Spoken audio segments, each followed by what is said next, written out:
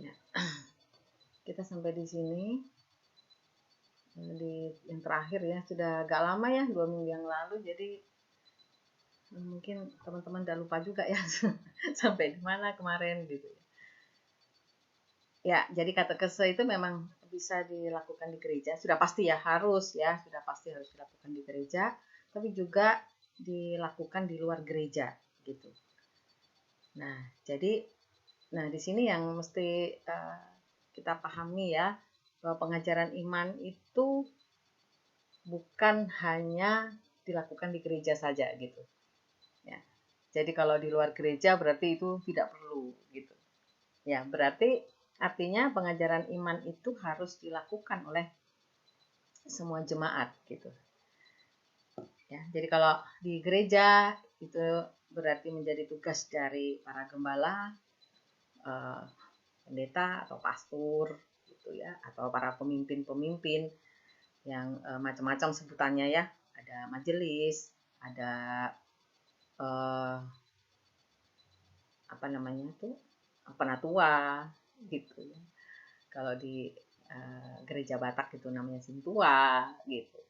Jadi para pemimpin-pemimpin gereja inilah para yang menjadi pelayan, yang melayani jemaat dan juga berperan besar untuk melakukan katekese gereja ya. Jadi bukan hanya tugas pendeta saja atau pastor ya. Nah, teman-teman nanti kalau menjadi pendeta, teman-teman pun harus mendorong rekan kerja Anda jadi majelis, diakonia, diaken, untuk kemudian penatua itu adalah rekan kerja Anda ya, rekan kerja Anda di gereja nanti. Nah, itu harus Anda dorong juga untuk melakukan pengajaran iman ini kepada seluruh jemaat.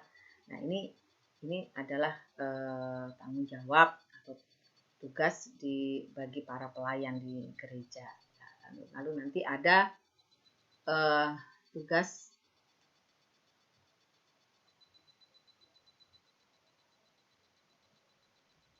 ya. Lalu ada nanti tugas kalau di luar gereja bagaimana gitu ya, karena katekese itu meliputi pengajaran yang harus dilakukan bukan cuma di gereja gitu ya, karena justru lebih penting ya untuk pengajaran iman di luar gereja sangat penting, karena orang hidup atau jemaat atau umat itu kan hidup lebih banyak di rumah ya di rumah gitu, bukan di gereja ya, malahan ya lebih banyak dia hidup di rumah gitu.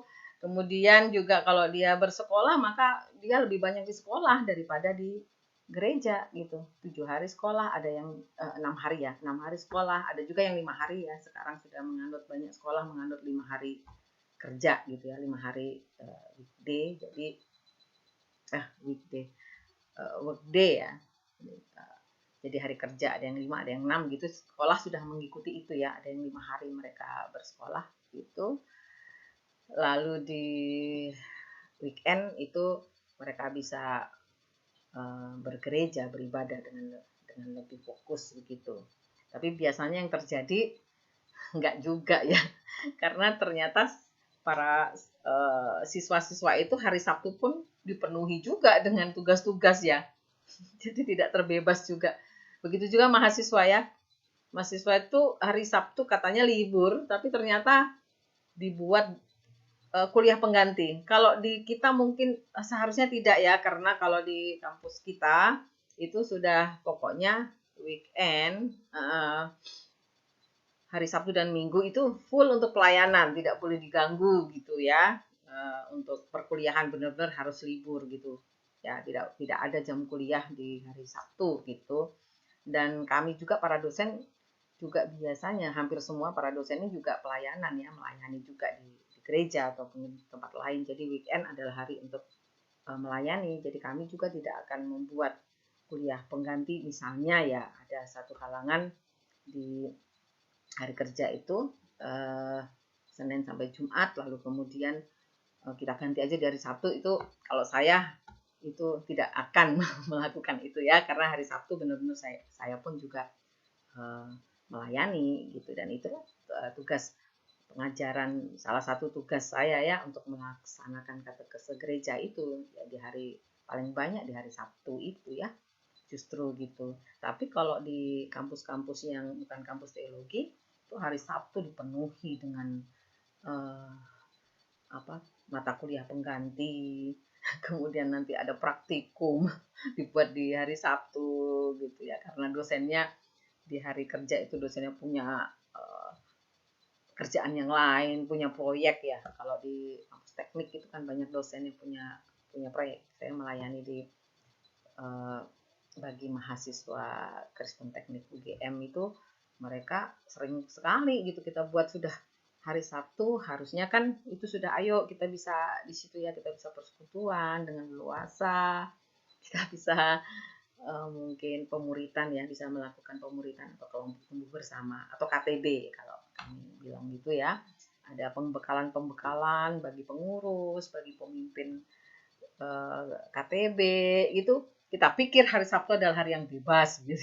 Kita buat acara apa gitu. Ternyata di kampus juga ada acara gitu. Jadi nggak bisa libur gitu ya ternyata. Nah, jadi di sekolah pun demikian juga ya, hari Sabtu ada aja acara sekolah gitu. Jadi siswa itu banyak berada di luar gereja, maka pengajaran iman atau pembinaan iman itu harus dilakukan di seluruh eh, tempat ya, di seluruh tempat.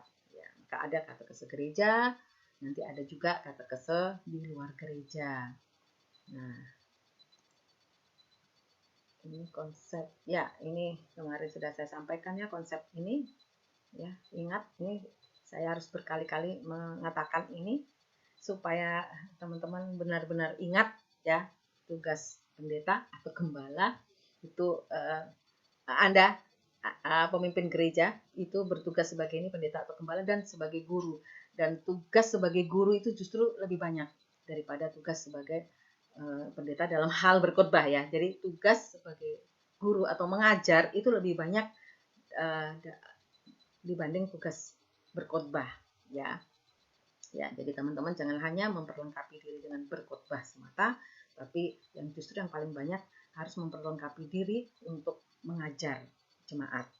Ini paling banyak ya dibanding berkhotbah. Berkhotbah hanya hari Minggu atau ada hari-hari ada pengucapan syukur, ada apalagi ya, misalnya ada kedukaan ya, hanya di situ ya. Tapi mengajar itu lebih banyak, dan ini mencontoh dari Yesus sendiri ya. Ingat teladan pengajar yang sempurna adalah Yesus ya.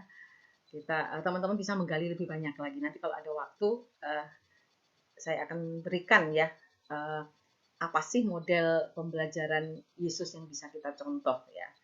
Semoga ada waktu, atau kalau bisa mungkin saya akan sisipkan ya. Gitu, kalau di materi saya teman-teman bisa membaca nanti ya, di materi udah saya berikan ya diktat kuliah kita. Nah, sehingga saya justru lebih suka memberikan yang di luar itu justru ya, hal-hal yang lebih banyak, hal-hal yang praktis, yang apa yang nanti teman-teman bisa langsung terapkan gitu. Nah, sangat luar biasa keteladanan Yesus ya di dalam mengajar. Teman-teman bisa selidiki, bisa hitung dia berkhotbah berapa kali. Khotbah di bukit itu salah satunya, khotbah di bait Allah itu ya jelas ya, dia setiap kali pada hari Sabat ya, di dalam Injil itu dikisahkan bagaimana di dalam kebiasaannya kan disebutkan menurut kebiasaannya di setiap hari Sabat dia akan datang ke bait Allah. Nah, di situ dia akan menyampaikan firman Tuhan, akan memberitakan firman Tuhan ya, dia akan membaca kitab Nabi Yesaya gitu. Salah satunya ya itu tertulis di dalam Injil Lukas, itu tertulis demikian bagaimana Yesus itu berkhotbah. Nah, teman-teman bisa hitung berapa kali ya berkhotbah, yang pasti di hari Sabat, kemudian sekali yang bukan di bait Allah tetapi di bukit ya, khotbah di bukit gitu. Lalu sehari-harinya dia mengajar ya. Jadi berapa hari mengajar?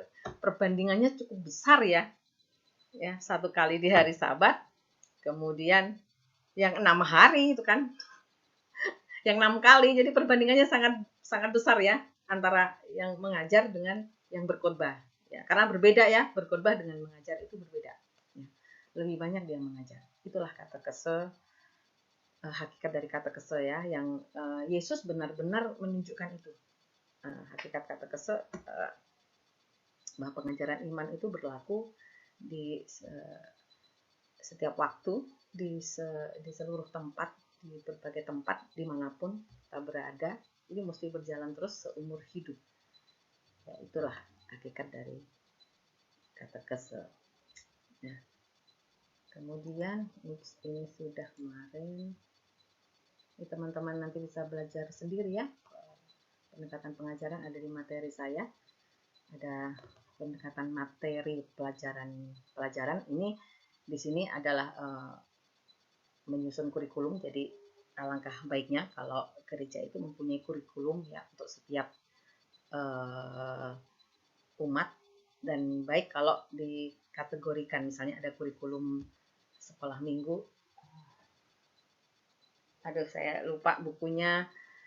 Saya kemarin mau tunjukkan buku contoh ya, kurikulum dari gereja kami gitu. Dia punya kurikulum buku sekolah tebal, bukunya besar gitu, tapi tertinggal ya, ada di kantor gitu. Jadi besok saya bawa ya, minggu depan itu saya bisa tunjukkan gitu. Ada kurikulum untuk remaja. Saya tahu kalau di kami memang belum ada buku yang ini, baru di kantor pusat tapi belum sampai ke kami. Tapi saya pernah melihat ada gereja, salah satu GBI ya, gereja GBI Aletheia. Itu saya pernah melihat mereka mempunyai kurikulum pembinaan ya untuk remaja begitu. Saya pernah lihat bukunya karena anak saya dulu sempat waktu remaja, mereka sempat beberapa saat begitu mengikuti pembinaan pemuritan di GBI Aletheia gitu. Anak saya sempat gitu. Nggak lama sih, mungkin hanya sekitar 1 tahun ya. 1 tahun sempat mengikuti retreat juga. Nah, itu saya melihat buku-bukunya gitu. Jadi sangat baik ya teman-teman, kita belajar dari gereja lain. Jangan alergi ya teman-teman ya. Jangan alergi dengan gereja lain. Jadi dengan menganggap wah udah paling hebat nih pengajaran di sini gitu. Enggak begitu ya. Kita sangat baik kita belajar dari gereja lain juga, supaya wawasan kita tuh terbuka, berkembang gitu ya. Jadi jangan cuman pokoknya ini yang bagus untuk gerejaku sudah selesai. Tidak demikian ya, sangat baik kita banyak membaca, menggali gitu. Tapi kita tetap harus punya prinsip ya. Kita tiap gereja kan, tiap denominasi itu kan semua punya dogma masing-masing ya, punya dogma sendiri gitu, punya aturan sendiri gitu. Jadi dia juga punya doktrin ya. Kadang-kadang doktrinnya juga berbeda bukan berbeda bahwa yang satu ini benar atau satu salah, enggak. Jadi hanya masalah berbeda cara pandang kadang-kadang gitu ya. Ini memandang dari mana, dari sisi sudut mana, yang sana memandang dari sudut mana begitu. Jadi kalau dipertemukan tidak ada pertentangan sebenarnya gitu ya, hanya masalah cara pandang gitu. Jadi saya melihat itu ya, saya belajar dari banyak di luar gitu untuk memperkaya kita, memperkaya pengajaran di dalam gitu. Saya juga banyak belajar juga karena saya juga melayani di para church ya. Jadi tidak hanya di gereja ya, saya melayani di 2 tempat ya, di gereja ya, lalu di lembaga non gereja, tapi dia punya peran ya sama dengan gereja gitu. Namanya para church ya. Atau teman-teman pernah dengar nggak istilah ini ya? Ada church, ada para church gitu. Jadi bedanya apa? Para church dengan church. Kalau church jelas ya, dia melakukan pengajaran, pembinaan, dan berkhotbah juga, dan dia bisa membaptis ya. Kalau pendeta, dia bisa membaptis, melakukan sakramen, itu church ya. Kalau para church tidak bisa gitu. Tapi para pekerjanya atau pelayannya mempunyai tugas yang sama dengan gereja gitu, dengan pendeta gitu. Jadi saya tidak menemukan ada perbedaan ketika saya melayani di gereja. Ya saya mengajar para umat. Lalu ketika saya melayani di lembaga persekutuan mahasiswa Kristen, Saya juga mengajar mereka, mendampingi mereka, menggembalakan juga, sama ya, menjadi tempat curhat juga, tempat konseling, konsultasi gitu. Ya pokoknya semua lah ya. Jadi memang pemimpin gereja itu harus multi talent ya teman-teman ya. Teman-teman nggak bisa membatasi, saya cuman mau berkhotbah ya, saya tidak menerima curhat. Oh, nggak bisa begitu ya. Maka harus banyak belajar ya teman-teman. Walaupun teman-teman mungkin bukan bidangnya, ini bukan bidang misalnya teologi di sini ya, mungkin tidak terlalu dalam tentang konseling misalnya, tapi teman-teman harus belajar tentang konseling gitu. Bila perlu ikut kursus gitu dan banyak belajar itu supaya bisa memenuhi kebutuhan jemaat ya. Mungkin tidak bisa 100% sempurna gitu ya. Tapi memang harus harus multi talent, multitasking istilahnya. Harus banyak job gitu ya. Walaupun kita punya spesialisasi ya. Ya, di gereja memang harus punya spesialisasi ya. Ada yang menjadi pemimpin, ada yang menjadi diakones. Diakones itu yang melayani anak-anak sekolah minggu gitu ya, lebih bukan ke mengajar teologinya, enggak ya, tapi lebih kepada mendampingi secara kehidupan sehari-hari seperti itu gitu. Jadi macam-macam kalau di gereja itu, di gereja kami kan macam-macam, ada lagi yang namanya guru huria. Guru huria itu bertanggung jawab terhadap penata layanan gitu. Jadi dia ngurusi administrasi gitu, lalu mengkoreksi tiap warta jemaat misalnya. Lalu kalau ada yang ada majelis yang baru yang masih calon gitu, dia yang mengajari bagaimana cara memimpin ibadah di depan gitu. Itu tugas dari guru huria kalau di tempat kami ya. Masing-masing punya tugas, punya job sesuai jabatannya, tetapi tidak bisa hanya dengan jobnya sendiri ya, atau tugasnya sendiri gitu. Jadi Bapak guru ini pun juga tempat curhat juga gitu, karena saya juga pernah sebelum saya jadi majelis ya, saya pernah juga punya tempat curhat saya adalah guru huria ini ya, bukan ke pendeta gitu ya. Gitu, berarti seorang guru huria yang tugasnya dia adalah penata layanan ternyata harus juga mengetahui tentang konseling ya, berarti kan gitu. Ya, jadi memang kalau dibilang sulit ya sulit gitu. Tidak mudah gitu. Tetapi bekerja di ladang Tuhan itu akan bisa dijalani kalau kita yang pasti kita menyerahkan sepenuhnya diri kita ke dalam pimpinan Roh Kudus. Itu sudah pasti ya, itu nomor satu. Itu karena kita tidak bisa melakukan tugas ini hanya dengan kekuatan sendiri gitu. Itu yang pasti. Kemudian yang kedua adalah terus belajar ya, jangan bosan, terus belajar, perkaya diri kita, perkaya diri Anda dengan berbagai hal gitu ya. Kalau ada kesempatan kursus ambil, ada teman-teman punya uang bisa beli buku, beli gitu. Saya banyak punya buku ya, sampai saya punya pokoknya tiap bulan tuh ada anggaran membeli buku ya. Kadang-kadang ya nggak tiap bulan gitu, bisa 2-3 bulan, tapi sekali beli buku langsung 4 gitu ya. Intinya saya punya anggaran 1 bulan itu 1 buku lah gitu ya. Jadi kalau 1 tahun itu 12 buku gitu kan. Nah itu banyak juga ya buku-buku yang belum saya baca, masih dibungkus plastik ya ada gitu ya. Karena kesempatan saya untuk membaca juga terbatas gitu ya. Tapi saya suka gitu ya, saya baca gitu, saya suka beli, pokoknya ada buku ini menarik, saya beli gitu ya. Dan itu pasti bermanfaat suatu kali gitu, sangat bermanfaat gitu, supaya wawasan kita terus bertambah tuh, sehingga kita bisa mengerjakan tugas-tugas pelayanan kita dengan sebaik mungkin ya. Ini ya, jadi membuat materi pelajaran dan membuat kurikulum, lalu pendekatan transformatif itu tahu ya, transformatif ya, ada transform gitu ya. Jadi ada perubahan ya, ada perubahan yang mana perubahan itu dituntut bukan hanya yang berubah, bukan hanya umat, tetapi juga diri kita sendiri. Jadi bagaimana kita mentransformasikan kehidupan kita kepada jemaat gitu. Jadi memang harus dimulai dari diri kita sendiri, kita harus menjadi teladan. Ini juga keteladanan Yesus ya, model Yesus ya. Ya, dia pendekatan transformatif gitu ya. Dia membuat satu pengajaran yang punya tujuan untuk merubah hidup ya, melakukan perubahan, dan itu dimulai dari dirinya. Dia mentransferkan hidupnya, mentransformasikan hidupnya kepada murid-murid gitu. Kemudian perkembangan spiritual. Nah, di sini kehidupan kerohanian ya.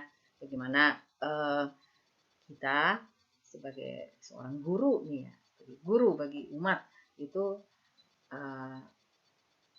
memperhatikan perkembangan spiritual dari umat, memperhatikan kehidupan kerohaniannya. Dan ini dari mana ukurannya? Ya, ini dari ukurannya bisa dibuat dengan langkah-langkah praktis. Langkah-langkah praktis untuk melihat seberapa jauh umat itu mengalami perkembangan kerohanian. Gitu. Misalnya ya diajak untuk melayani, didorong untuk melayani, ya itu kan perkembangan spiritual ya. Terus melakukan pendekatan. Jadi ini sangat personal sekali ya, kalau kita mau tahu bagaimana perkembangan kerohanian dari umat ya, memang harus benar-benar kita memiliki hubungan yang dekat ya dengan mereka, sehingga kita tahu bagaimana mereka, lalu bagaimana kita bertanggung jawab untuk mengajak mereka terlibat ya. Ya, mulai dari rajin dulu ya, terlibat untuk rajin beribadah dulu gitu ya. Makanya penting membuat grup-grup. Sekarang ini kan ada grup-grup WA, media sosial banyak ya. Nah, membuat grup-grup itu. Begitu di Facebook juga ada ya, grup Facebook gitu. Nah, di situ bisa kita menggunakan teknologi ini ya untuk bisa memantau bagaimana kerajinan jemaat gitu di dalam kehidupan spiritualnya, bagaimana kerajinan dia beribadah gitu ya, sampai hal-hal yang cukup sensitif ya, misalnya masalah persembahan juga begitu ya.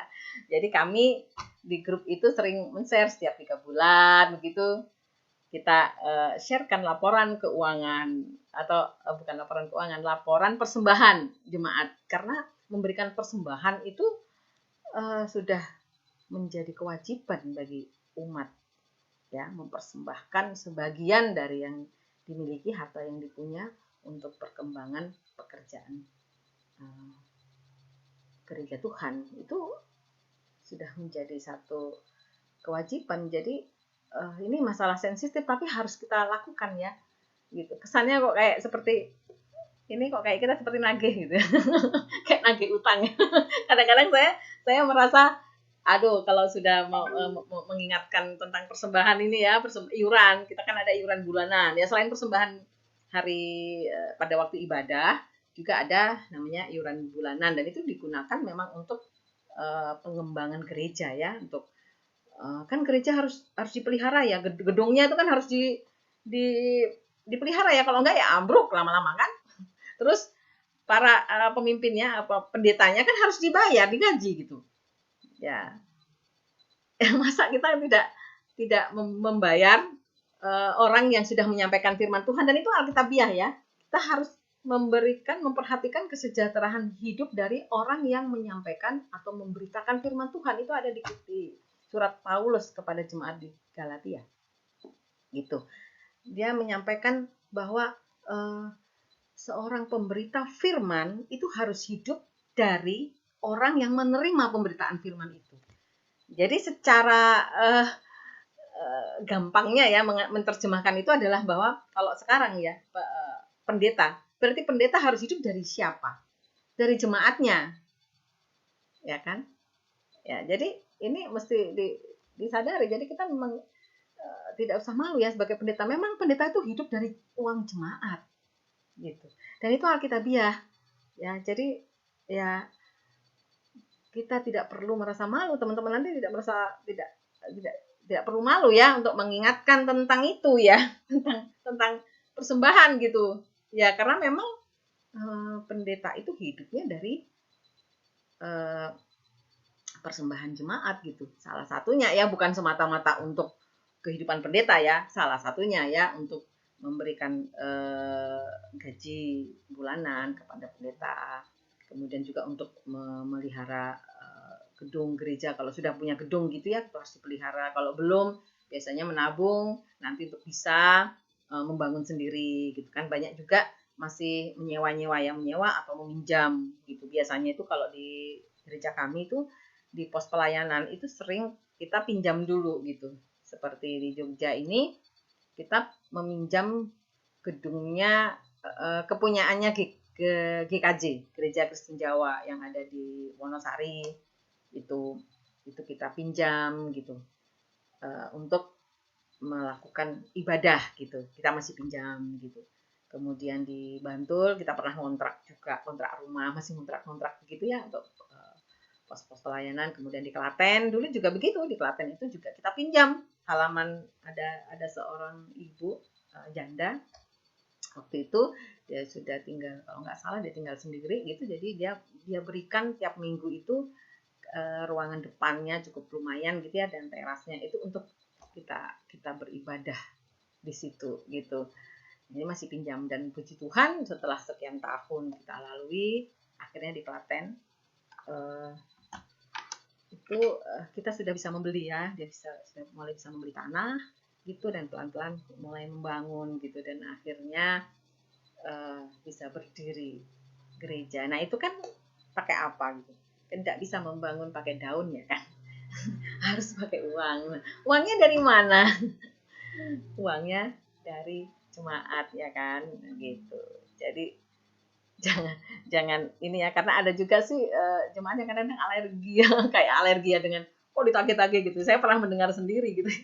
Waktu ini kejadian udah lama ya, waktu itu bendahara, ya namanya pun bendahara mengingatkan iuran, ya memang sudah kewajibannya ya, namanya bendahara gereja kan salah satu tugasnya adalah mengingatkan jemaat untuk memberikan persembahan atau membayar iuran bulanannya begitu kan sudah ada komitmen ya, tiap bulan membayar berapa begitu kan. Terus diingatkan lah sama ibu bendahara ini, diingatkan, terus dia marah gitu. Aku tuh pasti bayar, nggak usah ditagih-tagih, kok kayak nagih hutang gitu katanya. jadi nanti Anda tidak perlu kaget ya dengan reaksi macam-macam ya, reaksi jemaat ya. Kadang-kadang ya itu terjadi karena ketidakmengertian gitu. Seringkali karena ketidakmengertian bahwa ya memang salah satu tugas dari pelayan itu adalah memang ya mengingatkan, atau kalau kasarnya itu ya memang meminta uang persembahan ya, minta uang persembahan, tapi bukan untuk dirinya sendiri gitu ya, gitu kan, untuk gereja gitu. Nah itu ya, inilah berbagai pendekatan pengajaran. Nah lalu tujuan dari katekese gereja ini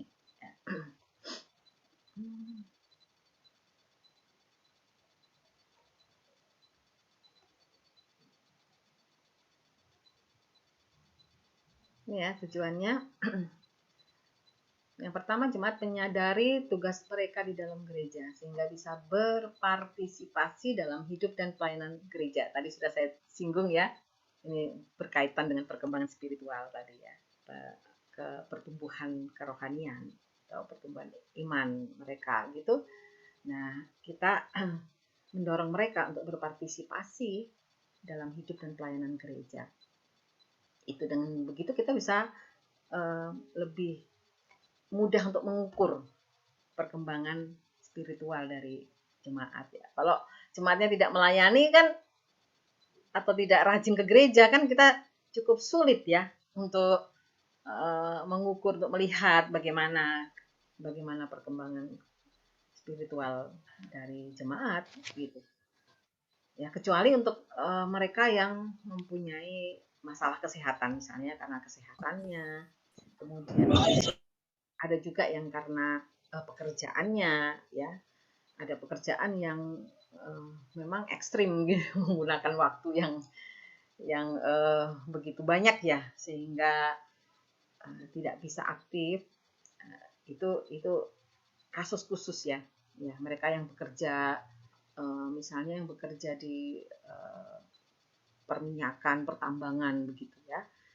Nah, itu memang sering harus keluar, tidak berada di tempat ya. Dia harus pergi ke tempat tambang atau ke tengah laut ya untuk eksplorasi minyak seperti itu. Ya, memang tidak mungkin aktif kan. Dan saya mempunyai teman yang seperti itu ya.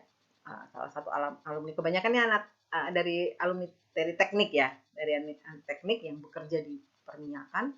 Nah, itu 1 bulan dia berada di tengah laut begitu, kadang-kadang di gurun gitu. Di gurun gitu untuk melakukan pekerjaannya. Ya, setelah itu 1 bulan baru bisa pulang ke rumah. Ada yang sampai bukan hanya 1 bulan ya, ada yang sampai 3 bulan gitu baru bisa pulang. Nah, jadi tentu saja tidak bisa mereka melakukan berpartisipasi di dalam kehidupan gereja karena memang tidak berada di tempat ya. Seperti itu. Tapi keluarganya kan kita bisa himbau. Jadi suaminya ya, si bapak bekerja, tapi keluarganya kan ada juga yang pekerjaannya menuntut dia berpindah-pindah. Ini juga menyulitkan ya. Kadang baru 2 tahun, kadang nggak sampai 2 tahun bahkan ternyata dia sudah harus dipindahkan kemana-mana.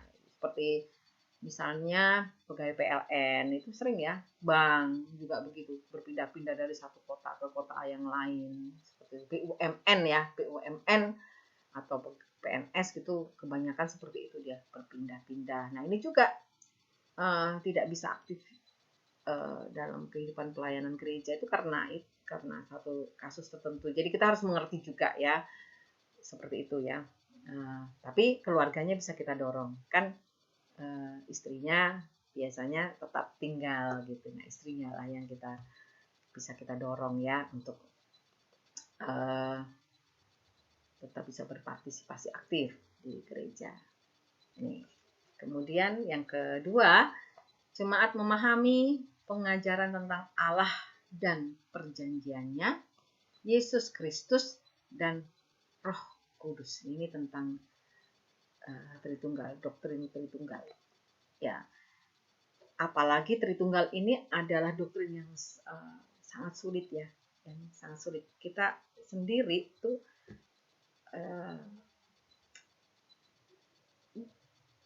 sulit menjelaskan tentangnya karena tidak ada contoh yang bisa menganalogikan tentang Allah, Yesus, Roh Kudus, tentang Tritunggal. Tidak ada satupun contoh yang bisa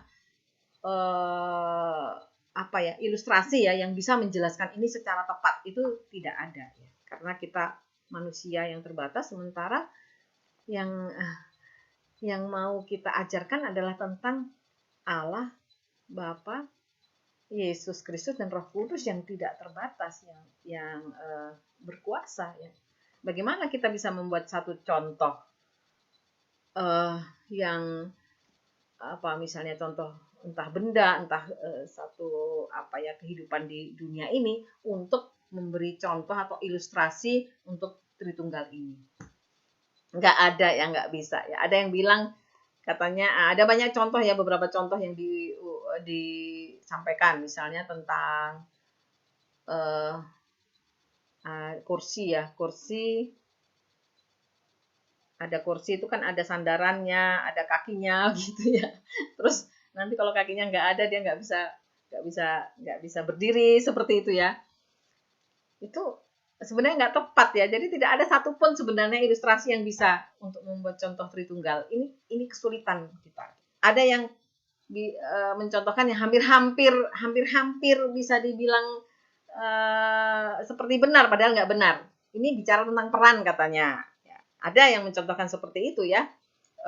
Saya dulu juga sempat tuh mencontohkan seperti itu. Ini seperti peran sebagai Allah Bapa pencipta, peran sebagai Yesus Kristus dan Roh Kudus. Jadi misalnya saya pernah dulu ya memberikan contoh, misalnya saya kalau di rumah jadi peran saya seorang ibu gitu kan. Terus kalau sekarang saya bersama dengan Anda di kampus, saya berperan sebagai dosen kan, pengajar gitu. Kemudian kalau di gimana lagi ya, di gereja saya berperan sebagai misalnya pengkhotbah gitu. Nah, gitu.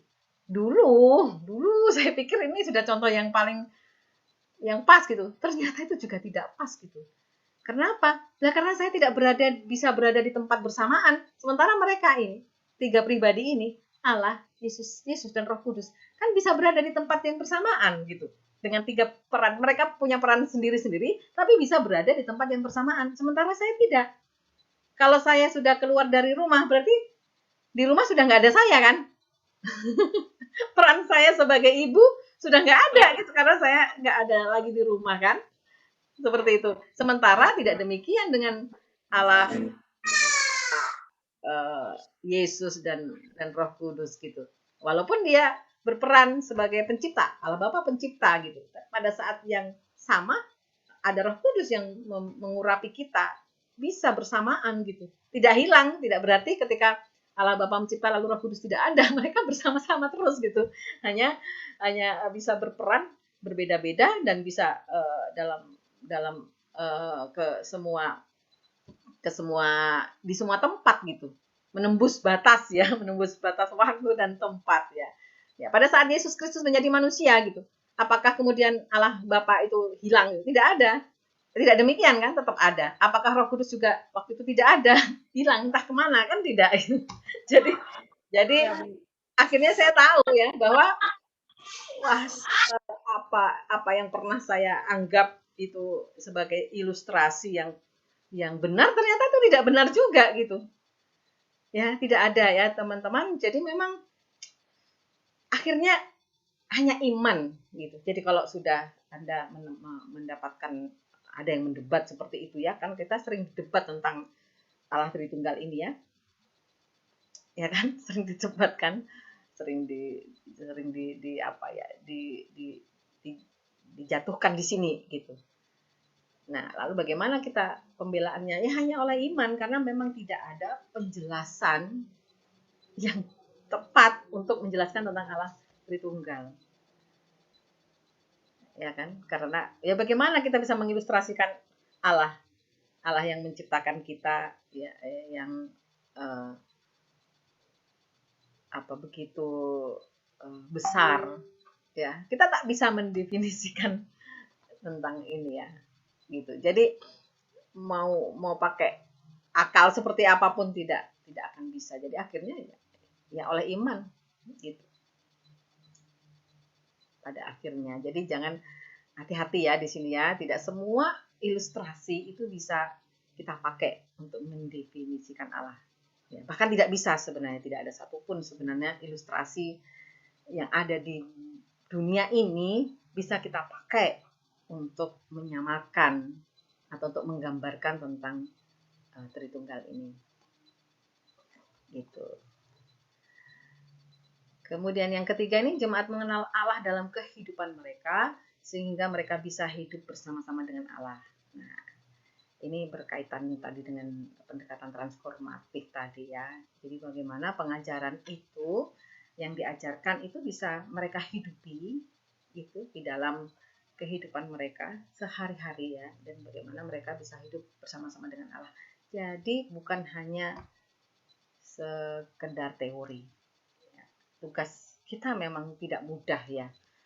Kalau menyampaikan teori gampang ya. Misalnya saya mengajar ini cuma 1 jam. Ya, tadi malam saya mempersiapkan sebentar. Gitu sekali saja saya membuat diktat. Cukup lama memang waktu untuk membuat diktat itu karena saya harus banyak membaca.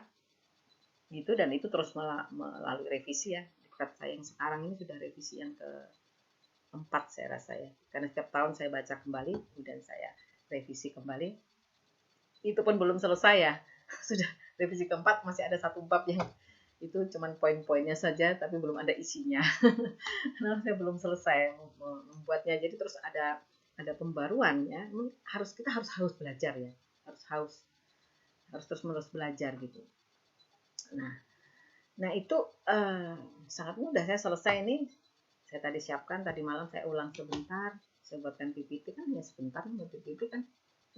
Udah saya mengajar. Terus apa mau cuma berhenti sampai di sini? Enggak ya.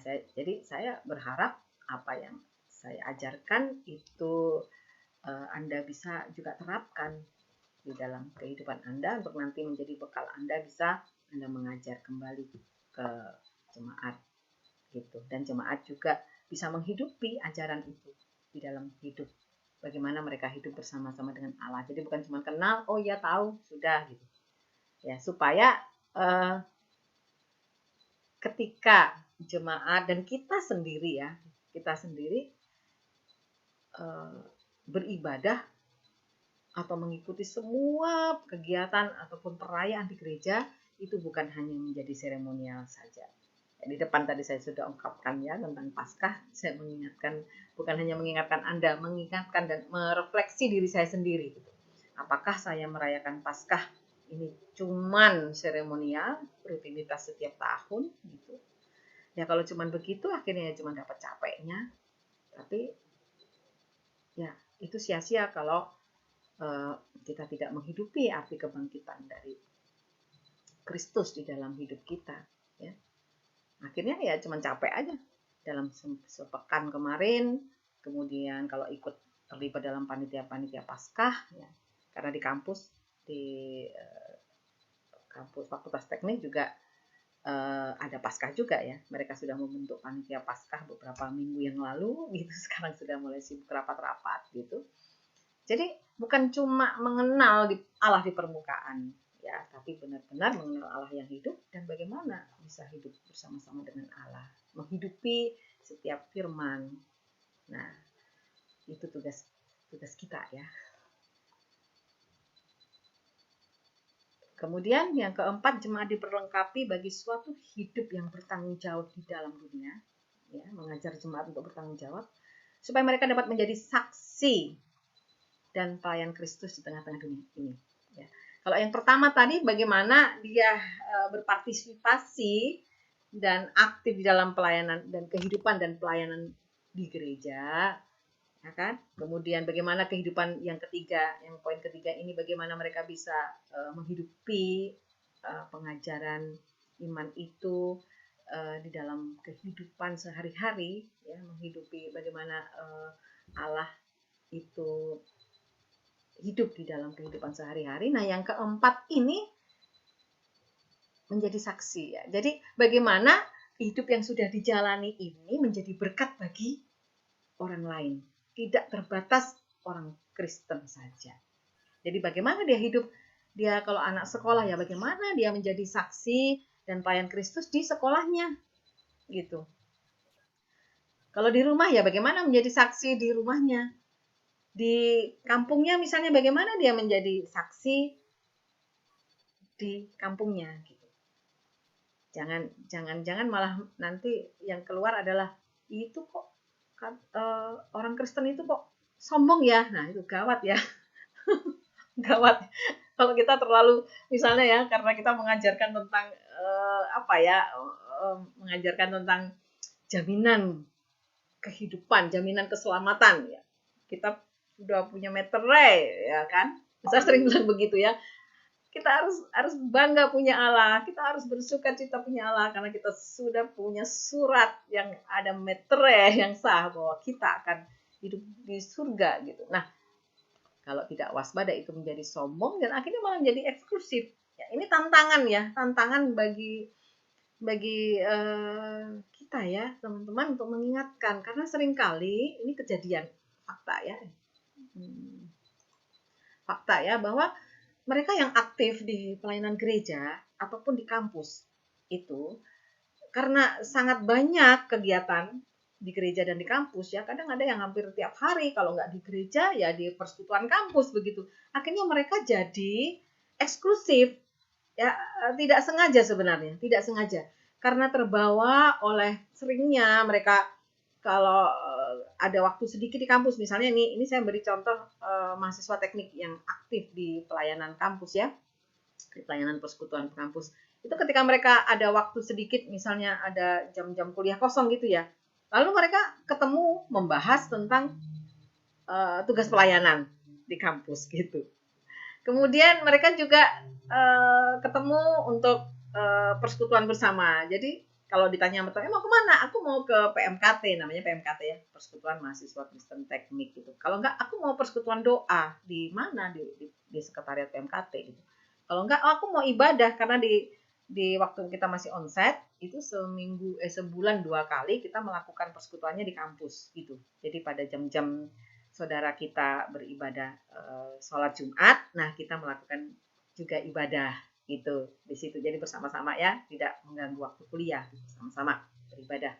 Nah, ketika ditanya mau kemana, aku mau ke sana karena kami mau persekutuan gitu. Jadi akhirnya secara tidak sadar mereka jadi eksklusif gitu. Nah, akhirnya muncullah cap sombong, eksklusif, tidak kenal yang lain, apa-apa PMKT, apa-apa PMKT gitu. Begitu juga pelayanan gereja ya, dikit-dikit ke gereja, dikit-dikit ke gereja gitu. Nah, itu membuat jarak ya jadinya. Ini hati-hati ya teman-teman. Nah, ini tugas kita untuk mengingatkan mereka. Bagaimana Anda punya tanggung jawab. Jemaat itu punya tanggung jawab di dalam dunia.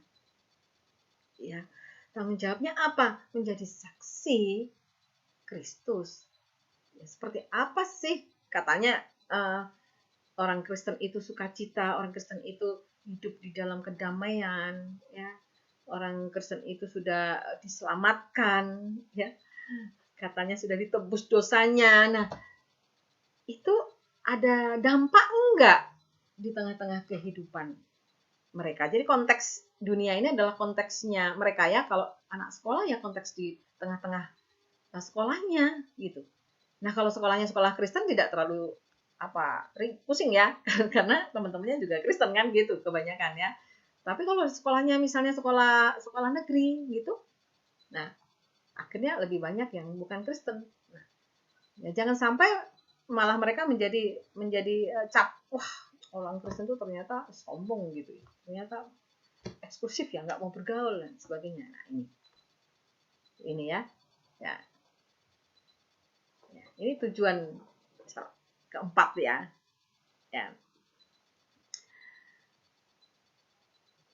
Oke. Kemudian yang tujuan yang kelima adalah jemaat memahami pengajaran tentang Alkitab dan ajaran gereja yang berasal dari Alkitab. Nah, memang sumber ilmu kita utamanya adalah Alkitab. Ya.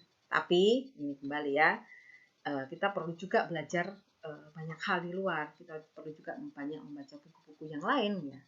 Bila perlu, teman-teman mungkin bisa membuat buku, karena banyak juga hamba Tuhan yang membuat buku sendiri gitu, membuat buku untuk kepentingan pelayanan gereja ya. Nah, ini meliputi apa? Di situ ada organisasi, ya, ada pelayanan, ada bentuk liturgi.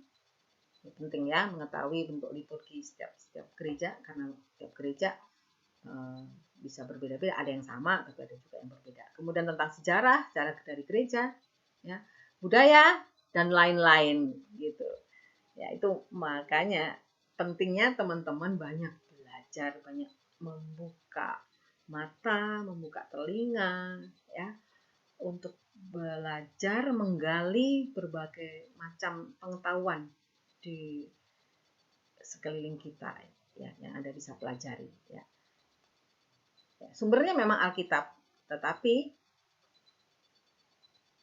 kita juga harus mengajar hal-hal yang lain itu. Memang tentang organisasi ada di dalam Alkitab.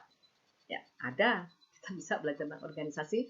Itu kalau kita pelajari dengan cermat ya, bagaimana Musa membuat organisasinya ya. Musa yang dia dinasihati oleh mertuanya ya. Siapa mertuanya? Yitro ya. Dia memberikan nasihat tentang bagaimana sih menyusun organisasi yang baik gitu. Dia kasih nasihat dan Musa melakukan itu. Bahwa dia menyusun organisasi, kalau kita perhatikan ya, itu banyak pelajaran tentang organisasi gitu. Kemudian tentang konseling, saya belajar juga dari kitab Ayub. Dari kitab Ayub itu ada pelajaran tentang ilmu konseling gitu. Ya sebenarnya dari situ saja sudah oke, udah bisa gitu. Udah cukup gitu. Sebenarnya ya, dan Alkitab sudah banyak mengajarkan. Tapi tidak mudah ya. Tidak mudah belajarkan Alkitab itu kan tidak mudah. Jadi kita tetap perlu belajar juga gitu, memperlengkapi supaya bisa kontekstual. Jadi pengajaran kita itu juga supaya bisa kontekstual sesuai dengan konteks di masa kini gitu. Ya. Tentang pelayanan udah jelas ya, belajar dari Yesus saja sudah banyak ya. Mungkin kalau kita catat nggak habis-habis ya pelajaran dari Yesus itu, dari pelayanan bagaimana Paulus pelayanannya gitu. Paulus juga punya sistem organisasi yang baik ya. Dia mengatur pemuritan itu luar biasa ya. Pelipat gandaan dan pemuritan itu kan berkaitan dengan organisasi juga. Bagaimana dia merekrut murid-murid, mengajari ya, setelah kuat di satu daerah lalu dia tinggalkan, kan begitu ya. Itu kan berkaitan dengan organisasi. Banyak. Lalu tentang sejarah. Nah ini kenapa masih kita perlu belajar dari banyak, karena misalnya tentang sejarah, Alkitab memang ada bercerita tentang sejarah, tapi Alkitab kan bukan buku sejarah ya. Ada banyak hal yang tidak ditulis di Alkitab gitu. Yang ditulis di Alkitab adalah hal yang berkaitan dengan misi Allah untuk menyelamatkan umat ya. Jadi yang berkaitan dengan itu, dengan misi Allah, itulah yang ditulis di dalam Alkitab gitu. Dia tidak menulis tentang sejarah gereja secara apa ya, detail atau ada kronologis misalnya urutan waktunya gitu, tidak. Makanya Alkitab kita kan tidak berurutan waktu ya. Kalau dari Kejadian seterusnya itu adalah urutan waktu, tidak gitu ya. Nanti di kitab Nabi kadang ditulis di tengah, di belakang, padahal itu kitab itu adalah kehidupan di masa zamannya Musa ya, atau zaman Abraham gitu, tapi ditulisnya di belakang. Jadi memang Alkitab itu bukan kitab sejarah ya, walaupun ada sejarah. Lalu ini yang dan lain-lain itu misalnya sastra. Alkitab itu ada sastra gitu, tapi bukan buku sastra gitu. Lalu budaya. Nah, Alkitab itu bercerita tentang budaya. Ya, sejak awal penciptaan saja Allah sudah memberikan mandat budaya kepada Adam dan Hawa. Ya. Alkitab itu sudah mengajarkan tentang budaya sejak awal gitu. Tapi dia bukan kitab budaya. Jadi tetap perlu memperlengkapi. Sumbernya tetap dari Alkitab. Buku utama kita adalah Alkitab ketika Anda mengajar. Jadi Anda harus memperlengkapi dengan ini ya, tentang kepemimpinan, kisah-kisah kepemimpinan di Alkitab banyak sekali ya.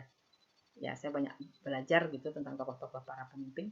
Itu udah banyak sekali pelajaran, tapi kita tetap perlu belajar dari pengetahuan masa kini gitu.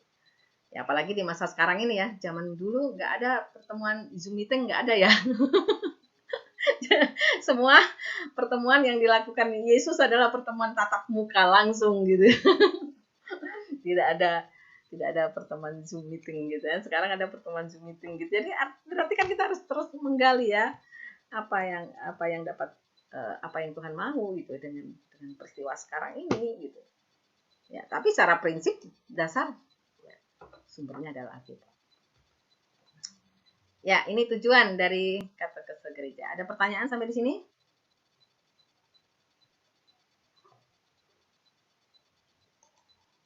Kalau tidak ada, oke kita lanjut. Novi, apakah masih ada di sini? Enggak ada ya Novi ya?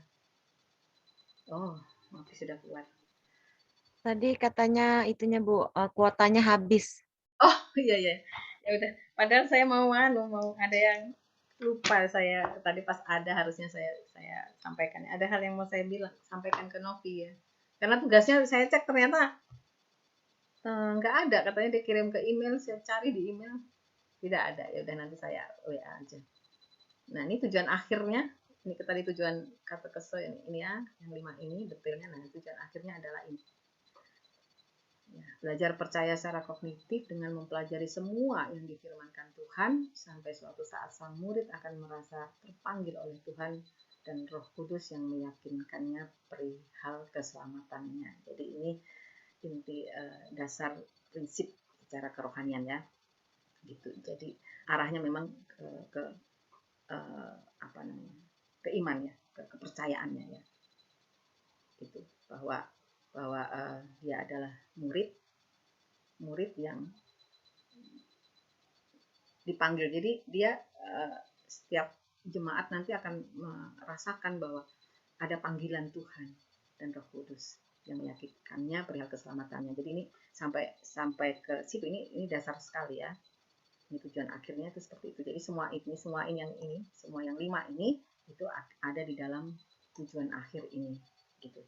Jadi tidak hanya akhirnya ketika dia melakukan hal-hal tadi ya, kita bicara tentang ini tadi ya, bagaimana dia berpartisipasi dan lain-lainnya, tidak hanya sebatas pada itu kegiatan, tidak demikian. Jadi ketika dia menjadi saksi itu juga bukan sebagai itu kata-kata semata gitu ya, atau sikap semata supaya dilihat orang bahwa saya berbeda sebagai orang Kristen seperti itu. Lalu ketika kita belajar berbagai macam pengetahuan itu juga bukan semata-mata sekedar ya sudah saya memperlengkapi diri supaya tambah pinter gitu ya, bukan sekedar itu ya, tapi benar-benar memahami, dia punya iman tentang keselamatannya dan memahami panggilannya gitu, panggilannya sebagai murid Kristus gitu. Ini goalnya ya. Kalau dia sudah menyadari panggilannya ini, maka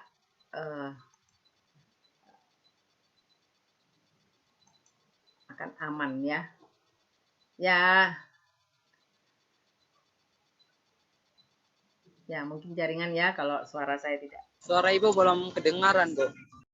Sekarang bagaimana? Mungkin jaringan ya. Nggak masalah ya karena ada rekamannya. Belum dengar suara Ibu. Ya, ini saya rekam, jadi nanti tidak masalah teman-teman bisa melihat kembali rekamannya. Ya, karena pasti jaringan kita terbatas, sering terjadi gangguan ya jaringan sehingga suara saya mungkin tidak kedengaran. Tes, coba saya tes.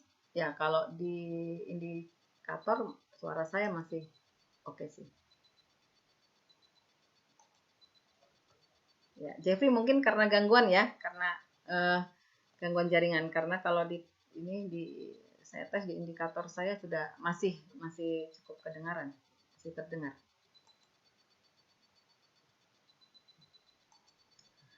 Oke, baik. Kemudian, nah ini sekarang tadi peranan atau fungsi katekese di gereja, di dalam gereja. Nah sekarang yang di luar gereja. Nah ini perlu teman-teman ketahui ya. Sebentar saya cek dulu.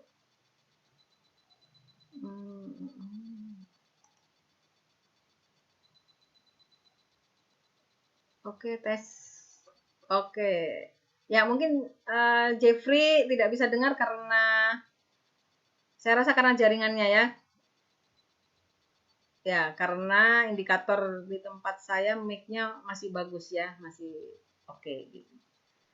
Nggak apa-apa, nanti tinggal dilihat aja rekamannya ya. Baik. Nah, ini pentingnya pemimpin gereja atau pendeta untuk bekerja sama dengan pihak-pihak di luar gereja. Ya. Yang pasti bekerja sama dengan para orang tua. Ya, karena orang tua mempunyai tanggung jawab melakukan pengajaran iman di rumah, ya, mulai dari anak-anak. Anak-anak sekolah minggu hanya bertemu dengan guru sekolah minggu di hari Minggu. Dari Senin sampai Sabtu, hanya berapa lama sih ketemunya? Paling 1 jam ya, 1 jam ibadah, 1,5 jam udah paling lama. Ya, kalau waktu onset dulu bisa 2 jam, ya, karena 1 jam ibadah, lalu 1 jam pengajaran di kelas-kelas, gitu, sehingga perlu waktu 2 jam. Gitu. Lalu lebihnya bersama orang tuanya, bersama gurunya, gitu. Ya, maka penting sekali kita itu melakukan pembinaan ya kepada para orang tua supaya orang tua itu memberikan pengajaran di rumah. Itu.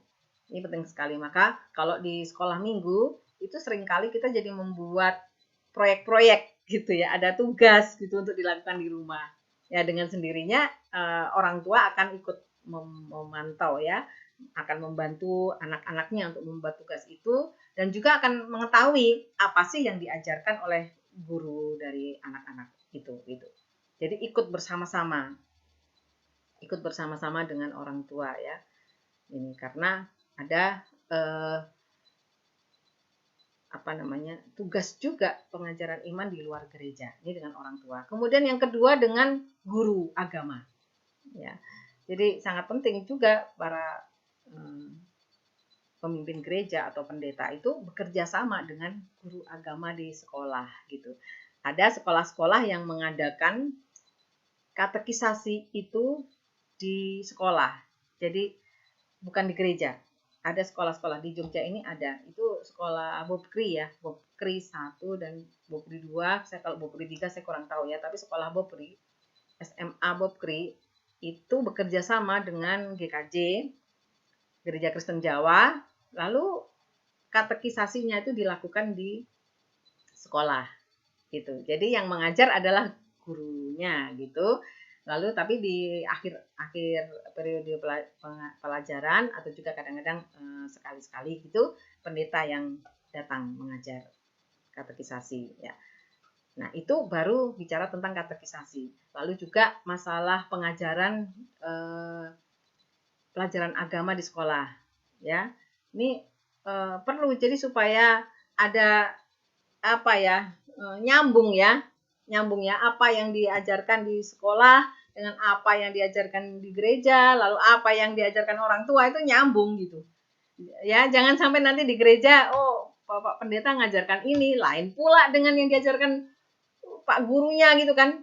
Kok Pak guru ngajarkan begini, Pak Pendeta kok beda gitu kan. Bingung lah anaknya kan.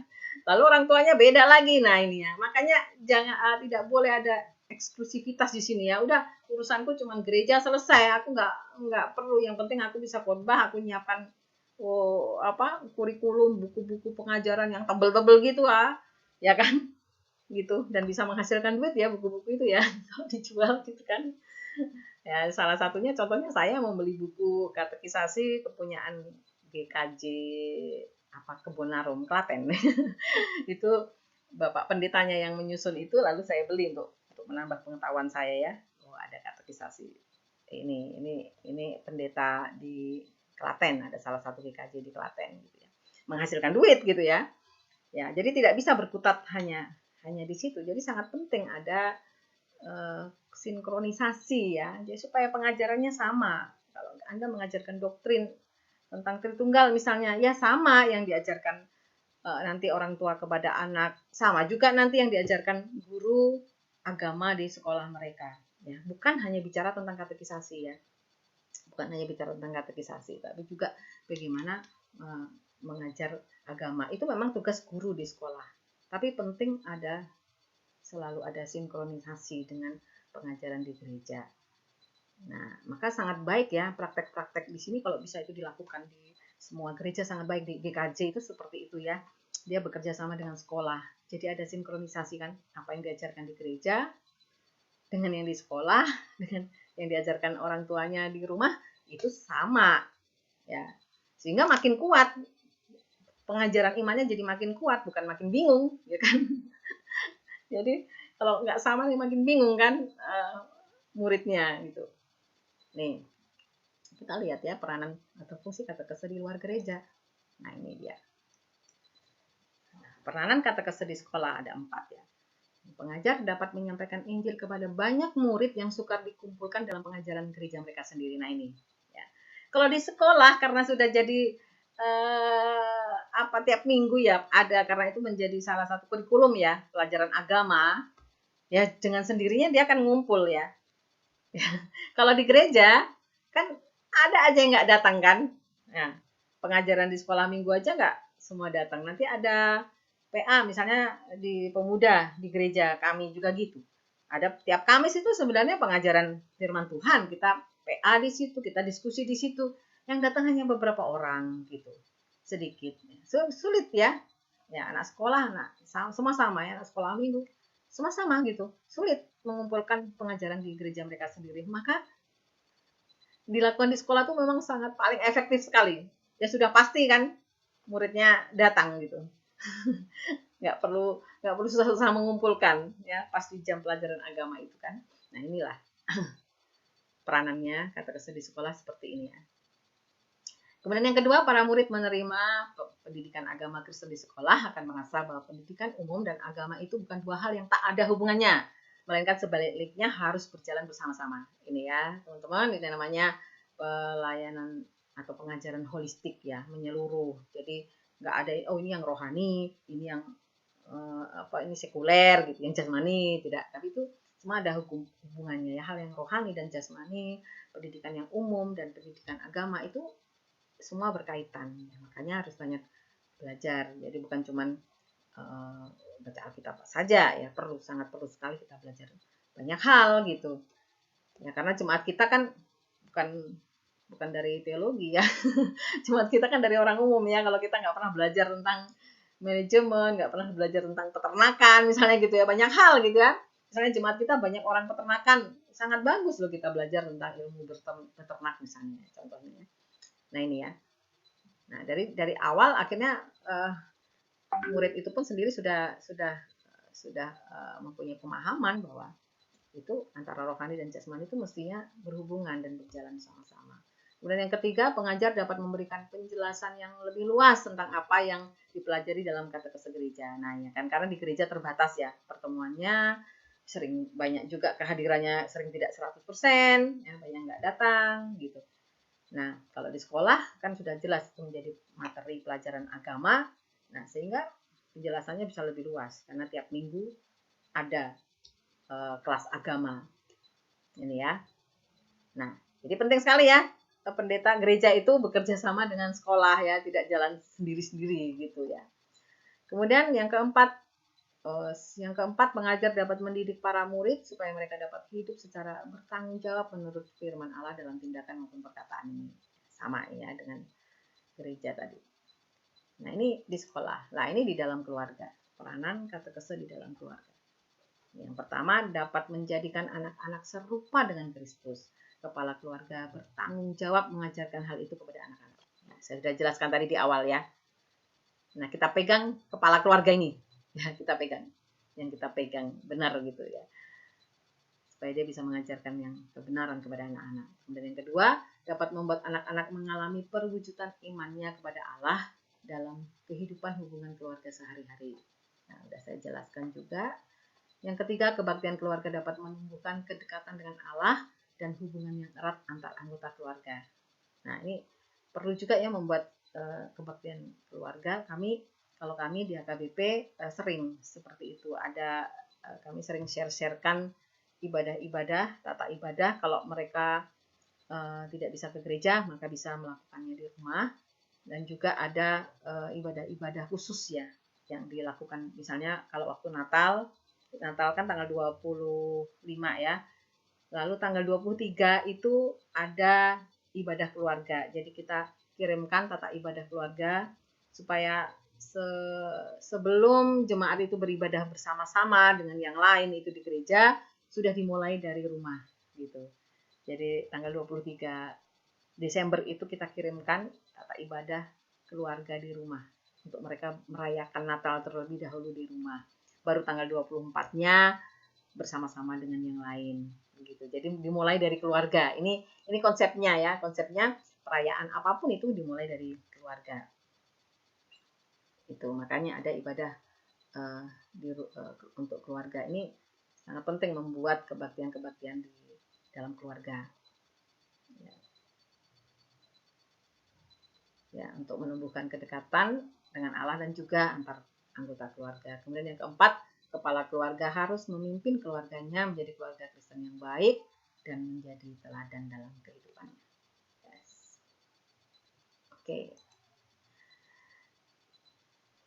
Saya pikir sudah cukup jelas ya poin-poinnya. Memang Anda harus menghafalnya supaya nanti bisa mengerjakan dalam ujian. Tapi jangan takut, ujiannya seperti biasa pasti open book, ya kan? Karena tidak mungkin tidak open book ya. Pasti Anda akan open book gitu. Ya, tapi kalau tidak hafal juga repot juga ya. sama sekali tidak hafal kan repot juga Anda mencari, tapi kembali saya ingatkan bukan cuma untuk dihafal, ya. Benar-benar dimengerti, dipahami, dan nanti kelak ketika Anda terjun ke dalam gereja yang sesungguhnya ya, sebagai seorang pemimpin gereja, sebagai hamba Tuhan. Ya sekarang Anda sudah hamba Tuhan ya. Sekarang juga sudah hamba Tuhan. Anda pasti sudah melayani ya. Sudah melayani di gereja. Anda sudah melayani, tapi suatu saat nanti setelah Anda lulus dan Anda sepenuhnya Anda memimpin gereja, ya mudah-mudahan saya berharap bisa memperlengkapi Anda ya apa yang kita pelajari bersama ya. Saya juga terus belajar nih. Saya terus belajar. Jadi saya kemarin baca-baca lagi gitu ya tentang pengajaran iman ini gitu. Gitu. Kalau ada hal yang baru gitu, saya senang gitu saya menyampaikan sambil saya sendiri juga terus belajar ya. Oh hilang ya.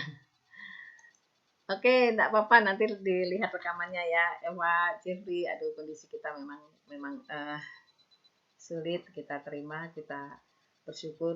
Saya yakin bukan hanya saya yang lelah, teman-teman pasti juga sudah lelah ya dengan seperti ini. Nanti setelah saya ada kelas lagi seperti ini lagi gitu ya. Semangat ya. Kalau saya sudah selesai, nggak ada kelas lagi. Tapi nanti ada persekutuan tapi di kampus teknik ya sama rapat gitu. Ya begini lagi, online lagi gitu. Ya kita semua lelah tapi kita belajar, kita bersyukur lah ya. Baik, sampai di sini ya untuk hari ini. Apakah ada pertanyaan?